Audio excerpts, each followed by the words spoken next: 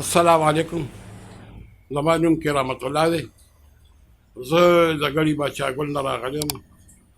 ما ته د خپل ډېر زیات تکلیف او د تقریبا د 3 کالو نه یو ډاکټر ما پرېنښود په دې پېښور کې. چا نه به چې ورغلم بس هغه به هغه معمولي هغه دغه به وشو، هغې سره به هغه لسل لزخ وم، بیا به ماته تکلیف پیدا شو.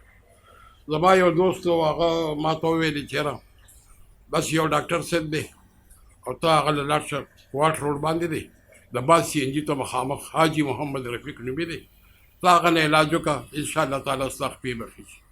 بس ما هغې ته ونه کتل، ما فورا بس تپوس مې وکړو او منګل بد په ورځ منګل بد او جمعرات دی کوارټ روډ باندې یو جمعه او د پیر باړې لګي. بس زه دلته رالم کوارټ روډ ته، ما دلته کې هغه ما ته یو میاشت علاج راکړو، هغې سره زما تقریبا لږه ډېره ګزاره شوه. بیا بله میاشت یې ما ته علاج دپاره دوی راکړه، هغې سره تقریبا 50% زما ګزاره شوه.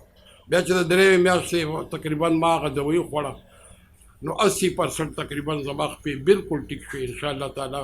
اوس بیا زه ونه راغلی یم، لږ معمولي دغه پاتې انشاءالله تعالی، هغه هم خدای پاک حل کړي انشاءالله. ډېر ښه ډاکټر دی انشاءالله تعالی، تاسو ونه راشئ او ډېر ښه میلاویږي او ډېر ښه دغه دی او طریقه کار هم ښه دی، ډېر نرمې ګولۍ او ډېر آسانه دوی ورکوي. अच्छा, इस मरीज़ को ऑस्टियोआर्थराइटिस की बीमारी थी, यानी घुटनों का दर्द था। उर्दू में बात इसलिए करते हैं ताकि सबको समझ आ जाए। 3-4 साल से तकरीबन इसको घुटनों का दर्द था और इस मरीज़ को हमने कोई पेन किलर नहीं दिए। ये 3-4 साल से पेन किलर खा रहा था।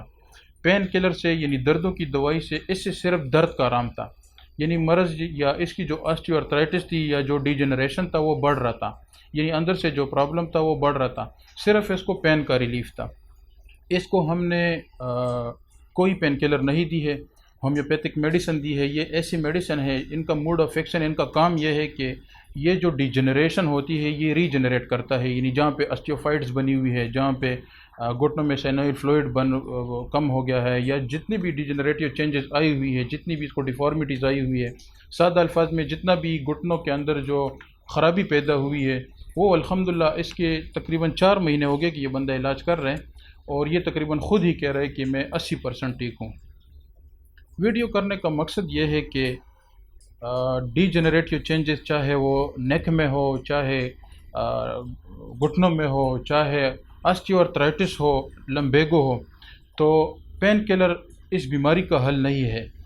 होम्योपैथिक तरीका इलाज करवा है। उम्मीद है इंशाल्लाह इस तरह के बहुत सारे मरीज़ ठीक हो चुके हैं। आप होम्योपैथिक तरीका इलाज अपनाएं, पेन किलर से भी जान आपकी छूट जाएगी और इंशाल्लाह उम्मीद है कि जिस तरह ये बंदा ठीक हो गया और बंदे ठीक हो गए, इस तरह जो है ना आपका मसला या डिजेनरेटिव चेंजेस या ऑस्टियोआर्थराइटिस जो भी मसला हो, होम्योपैथी तरीका इलाज से मुस्तकिल तौर पर घुटनों का दर्द हो, सियाटिक का पेन हो, कमर दर्द हो, सर्वाइकल स्पॉन्डिलाइटिस हो, होम्योपैथिक इलाज से बहुत सारे मरीज़ ठीक हो चुके हैं। और इस तरह के प्रॉब्लम जो कि मेडिकल साइंसेस कहती है कि ये रिवर्स नहीं हो सकती है, ये ऑटो इम्यून डिजीज़ है या इरिवर्सिबल है, बिल्कुल होम्योपैथिक तरीका इलाज से मुस्तकिल तौर पर जितनी भी रोमाटोलॉजी या आर्थराइटिस है या रोमाटॉइड आर्थराइटिस है या ऑस्टियोआर्थराइटिस है, मुस्तकिल तौर पर ठीक हो सकती है।